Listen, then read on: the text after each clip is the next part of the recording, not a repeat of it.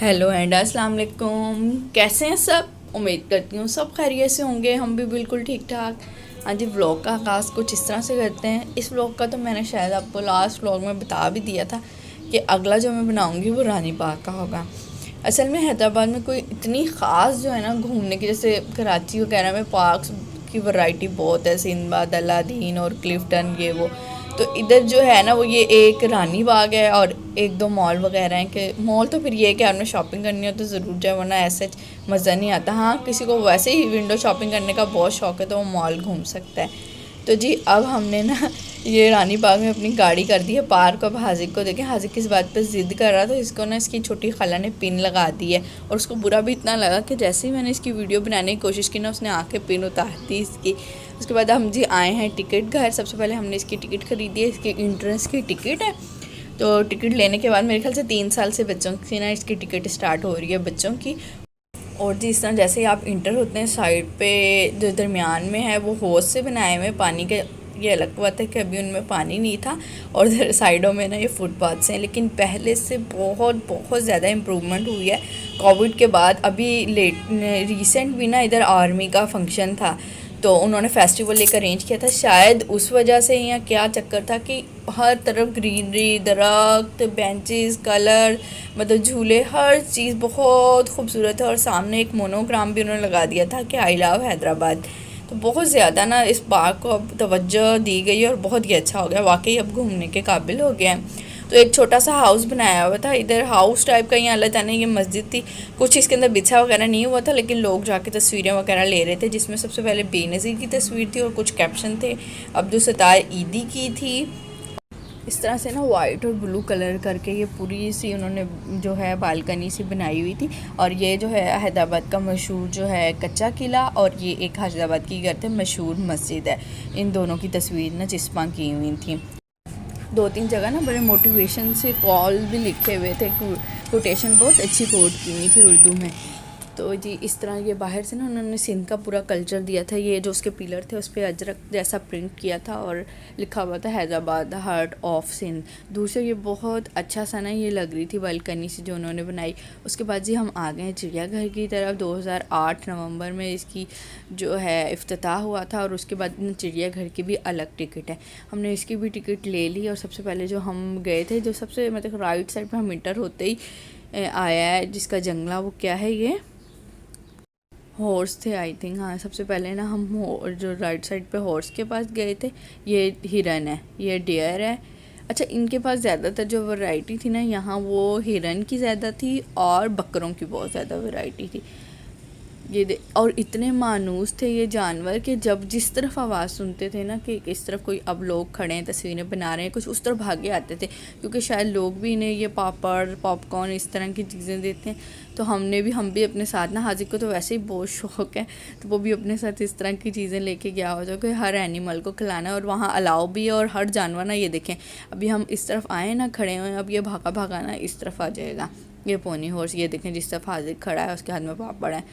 तो अच्छे थे, मतलब अब बहुत ज़्यादा तवज्जो के बाद ना बहुत अच्छा हो गया चिड़ियाघर। एनिमल्स तो ये पहले भी थे लेकिन ऐसा सफाई और ग्रीनरी नहीं थी, लेकिन अब ग्रीनरी, घास वगैरह इस तरह बहुत ज़्यादा अच्छा मतलब इंतज़ाम हुआ हुआ है कि आप कहीं बैठ भी सकते हो। उसके बाद ये ज़ीब्रे की तरफ हम आए थे। ज़ीब्रा भी हर एनिमल ना इनका लोगों से बहुत मानूस था। तो जी उसके बाद हम पोनी हॉर्स और ज़ेब्रा वगैरह की तरफ से निकले हैं। अब दोनों साइड पे ना उन्होंने जंगले बनाए हुए थे। एक तरफ से ये सारे बंदर वगैरह रखे हुए थे और दूसरी तरफ ये जो छोटे एनिमल्स होते हैं, ये देखें ये जंगली बिल्लियाँ और तोते, मकाऊ वगैरह उस तरफ ये थे। ये 2 जंगली बिल्लियाँ थी जो वाकई जंगली लग रही थी, पली पलाई मोटी ताज़ी। तो इस तरह सारे ना बहुत प्यारे प्यारे तोते भी थे। कबूतर तो हमारे घर पे भी बहुत देखने को मिल जाते हैं, क्योंकि जो सामने वाली दीवार उसमें कबूतर ही कबूतर बैठे होते हैं। तो जी उसके बाद कबूतर, अच्छा ये जो थे ना जंगली जानवर या ये परिंदे, ये आके ना कुछ खा पी नहीं रहे थे। बाकी जो बड़े बड़े एनिमल्स हैं ना, जैसे ये ऑस्ट्रिच और हॉर्स और क्या बकरे घोड़े वगैरह, ये सब आके ना आपसे चीज़ें ले रहे थे। ये ऑस्ट्रिच थी, यहाँ हाजिर ने बड़ी जान लगाई कि ना ऑस्ट्रिच आ जाए हमसे आके ना चीज़ें खाए, पर वो बिल्कुल ना नहीं आई हैं इस तरह, वो अपना ही खाना खाने में मगन रही हैं। तो जी काफ़ी बड़े अहाते पे ना इन्होंने अपना चिड़ियाघर बनाया हुआ है। हर पिंजरे थोड़े थोड़े गैप से और दरमियान में बेंचेस और सीटिंग अरेंजमेंट थी। तो जी एक फूलों वाली आंटी ना, उन्हें पता नहीं कहाँ से पता लग जाता है कि इनकी नई नई शादी हुई है, तो वो भाई के पीछे पड़ गई कि है ना एक फूल लेके दे दो अपनी बेगम को। उसके बाद जी हम दूसरी तरफ आए हैं। ये क्या है, चकोर। ये जो बहुत प्यारे प्यारे थे, ये भी ना वाइट और ब्लैक और ग्रे, ये 3 कलर में चकोर थे। और ये काला तोता, अच्छा पिंक तोता भी था जो कि बहुत अच्छा लग रहा था। और मुझे इधर आके पहली दफ़ा पता लगा कि मुर्गियों को सुरखाब भी कहते हैं उर्दू में। देखें ये मुर्गियाँ हैं, इसके ऊपर सुरखाब लिखा हुआ है।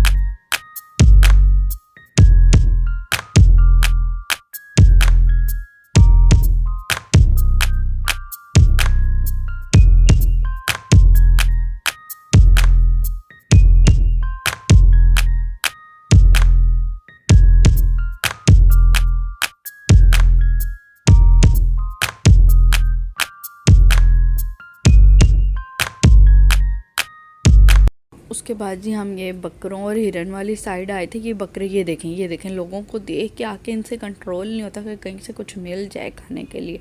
ये जंगली बकरे थे सारे, जो पहाड़ी बकरे होते हैं। हाँ जंगली नहीं, पहाड़ी बकरे। तो ये भी चीज़ें ना बड़े शौक से खा रहे थे। इनको पॉपकॉर्न खिला दो, पापड़ खिला दो, कुछ भी खिला दो, तो ये भाई ऐसे खाई जा रहे थे। ऊपर ऐसे चढ़े हुए हैं जैसे ना हमारे साथ सेल्फीज़ बनाएंगे। तो बड़ी ट्रेंड थे ये बकरे। अच्छा ये मिक्स थे, ये नहीं कि सब गोल सिंगों वाले, लंबे सिंगों वाले, कुछ दाढ़ियों वाले भी थे, लंबी लंबी जिनके बाल होते हैं ना, वो भी थे। एक उन्होंने केज में, एक पिंजरे में काफ़ी ज़्यादा मिक्स रखे थे, और कुछ इनके प्यारे प्यारे से ना बेबी भी थे। ये बता रहे थे कि जब ये छोटे होते थे ना, तो इस चिड़ियाघर में, जब शायद यहाँ नया नया बना था, यहाँ बहुत साल पहले की बात है, कि यहाँ ना वो भी होता था, शेर भी होता था। लेकिन अब तो खैर शेर वेर नहीं था, अल्लाह जाने, अल्लाह मियाँ को प्यारा हो गया है, वैसे यहाँ से मूव करवा दिया गया है। बाकी भी ये पहाड़ कह रही हूँ, बकरे और ये हिरन और इस तरह की चीज़ें सारी थी। अच्छा ये देखें, ये गज़ाल लिखा हुआ है। इधर आके मैं पता लगा जो गज़ाल आंखें कहते हैं ना, मुशाबत देते हैं, वो इनकी हिरन की थी। एक तरह की हिरन थी, उसकी आंखें बड़ी मोटी मोटी बड़ी बड़ी थी, तो उसके ना केज पे गज़ाल लिखा हुआ था, उसे शायद गज़ाल कहते थे। तो जी गज़ाल के भी पिंजरे में हम पहुंच गए, देख लिया हमने। उसके बाद जी आ गए क्रोकोडाइल। अच्छा 3-4 और तरह के हिरन थे, पर मैंने कहा वो क्या आपको दिखाने में, बोर ही हो जाना है हिरन देख के। क्रोकोडाइल के साथ जो पिंजरा था वो पीकॉक का था, और पीकॉक एक तो वाइट से मतलब मेल पीकॉक था, और एक ये फीमेल, एक ये मतलब मेल है और वो फीमेल है जिसके पर नहीं है। इसके भी जो पीछे वाले पर होते हैं ना, जो बहुत प्यारे होते हैं, मोर के पर, वो भी निकाले हुए थे। वो शायद निकाल के ना बेचे वगैरह हुए थे, क्योंकि इनकी चीज़ें भी बनती हैं। उसके बाद जी आ गए डक्स वाले पिंजरे में। डक तो इतनी थी, बहुत ज़्यादा थी मेरे ख्याल से, बहुत इनकी ना इधर थी, वैरायटी कह लें, क्या क्वांटिटी कह लें, सॉरी क्वांटिटी शदीदम। और ये देखें, इनको पता लगा है ना हम दूसरे कोने से आए, वो पीछे से देख लें आप, सारी भागी भागी आ रही हैं, टक टक करके अपनी मखसूस आवाज़ निकाल के ना। इधर बहुत शोर था डक्स का। और ये जो कुछ तो आके भी पास ही खड़ी हो गई हैं कि कुछ खाने को मिलेगा।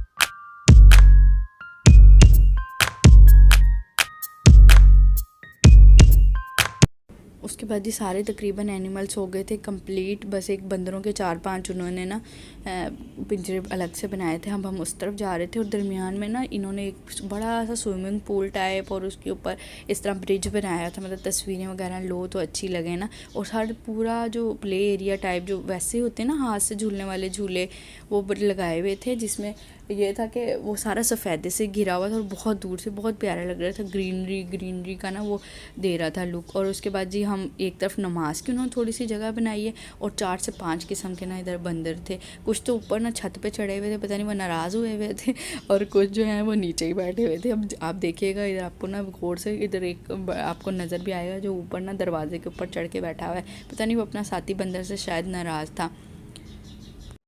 बंदरों के भी बड़े नाम थे, मखमली बंदर, नीलो बंदर, और ये जो है सिर्फ बंदर, पता नहीं इसकी भी कितनी किस्म की अकसाम थी।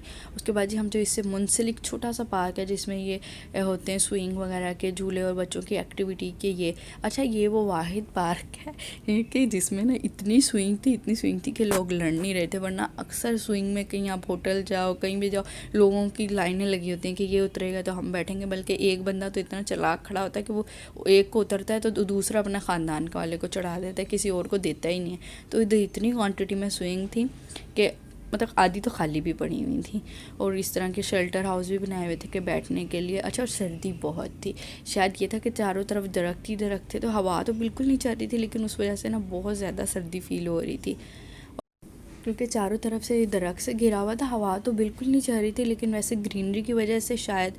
और जब हम यहाँ से पार्क से बिल्कुल फारिग होकर निकले ना तो हमारी मगरिब का टाइम तकरीबन गुजर चुका था। तो अब हम जी निकल रहे हैं बस इस पार्क से। अब इधर रात हो रही है, इधर लाइट्स का ना इतना ख़ास इंतज़ाम नहीं था, तो ज़ू जो इसने देखने हैं ना वो दिन में आके देखे, मतलब 4-5 बजे के टाइम।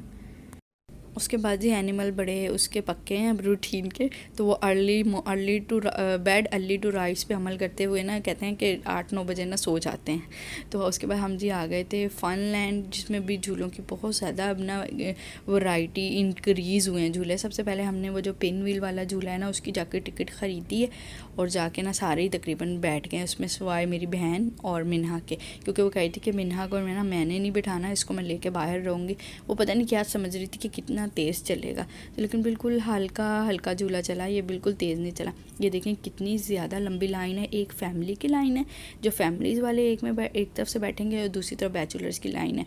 तो वो एक रोक के ना वो बैलेंस करते हैं, सबसे पहले नीचे को बिठाते हैं, फिर उस झूले को सबसे ऊपर लेके जाते हैं, फिर इस तरह।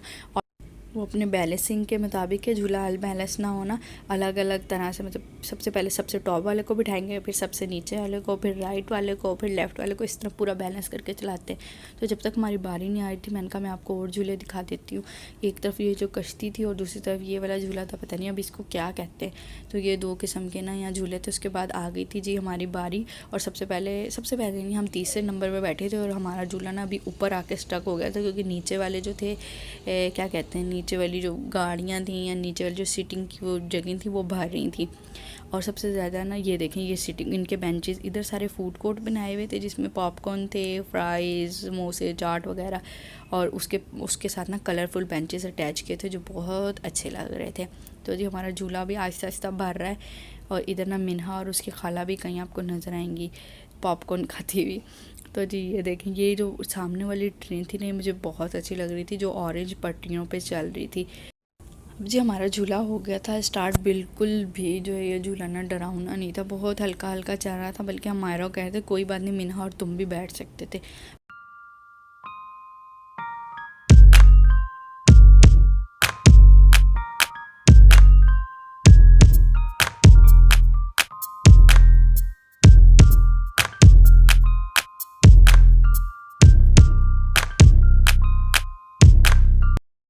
इधर ना ये देखें मिन्हा और उसकी खाला हमें चाचा कर रही हैं जब हमारा झूला चल रहा है, और साथ में आइसक्रीम खा रही हैं।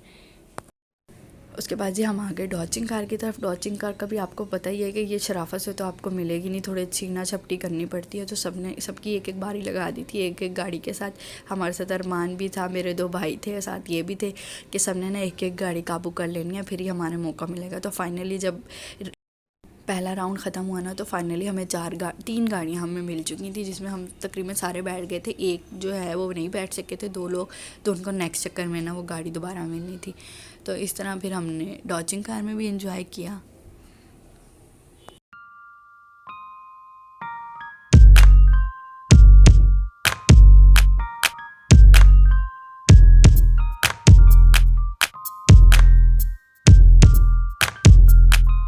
अब जी के नेक्स्ट राउंड जो था उसमें हम तो बाहर आ गए थे, लेकिन अरमान और हाजिक कभी रहते थे, तो वो भी अपना जो है राउंड पूरा कर रहे थे। अच्छा, बिल्कुल छोटा जो है ना ये टाइम देते हैं, शॉर्ट टाइम देते हैं, मुश्किल से 1 मिनट का इन्होंने टाइम दिया डॉजिंग कार में। तो इतनी देर तक हाजिक ने लेने थे पॉपकॉर्न। मैं इसके साथ इस तरफ आई थी, तो मैंने कहा थोड़ी सी डिटेल में आपको दिखाती हूँ कि ना रानी बाग में कौन कौन से झूले हैं। अच्छा, और जगह जगह पुलिस की गाड़ियाँ, पुलिस खड़ी थी कि कहीं भी कोई मतलब बदतमीज़ी ना हो, या कोई चोरी चकारी भी होती है, और कुछ ऐसे फालतू से लड़के भी आए होते हैं जो ऐसे परेशान करते हैं सबको। तो पुलिस ने ना बिल्कुल इस बात का ख्याल रखा हुआ था कि ज़्यादा रश में जो भी मामलात होते हैं ना वो यहाँ ना होने पाए। तो इस तरह जी सबसे पहले जो स्टार जेट था, उसके बाद वो बच्चों का स्विमिंग पूल सा टाइप बनाया हुआ था, और उसके बाद इस तरह के सारे जो है ना इनके क्या थे राइड्स थी। आप साइड देख लें, बहुत अच्छी राइड्स थी और मज़े की थी। मतलब सबकी टिकट्स तकरीबन ऐसी थी कि 40-50 रुपये पर, जो है किसी की पर कार 40-50 थी और किसी की पर पर्सन 40-50 रुपये टिकट थी।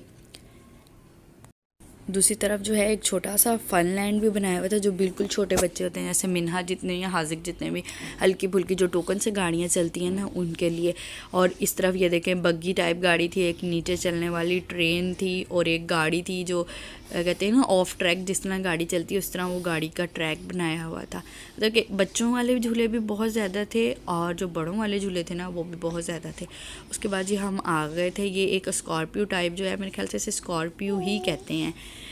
लास्ट में सबके फिर हम इस राइड पे आए थे, ये जो स्कॉर्पियो टाइप है, क्योंकि इसकी शायद ज़्यादा लेग्स हैं या क्या चक्कर है, तो इसका स्कॉर्पियो नाम है। इधर का मैंने नाम नहीं पढ़ा, पर कराची में जब हम इस झूले में बैठे थे ना तो इसका स्कॉर्पियो नाम था।